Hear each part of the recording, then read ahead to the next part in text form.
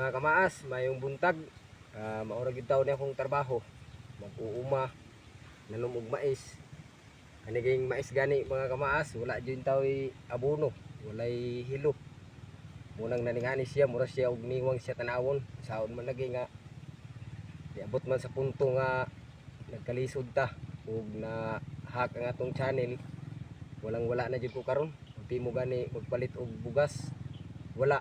Kung wala ang batang pasaway gahapon, sus, grabe kapitos kayo. Wala jud daw bugas siguro akong mada kay ang akong suhol gahapon sa pagkuan sa basakan giutang man pud kay naamay ning tul-an sa pikas lagi nga nag-video daw ko.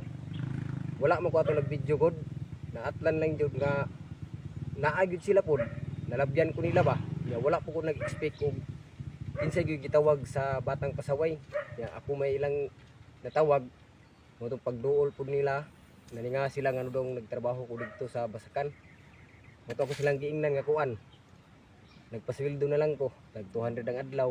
Mo to nga kato nga time grabe gyud akong lipaya nga ila kong nakita ug karon mura kog na inganyo nga mobalik ko pag vlog kay karon akong gibuhat nga bag-o nga page tungod sa batang pasaway nanaghan iyang followers ug magpadayon ko ani nga channel.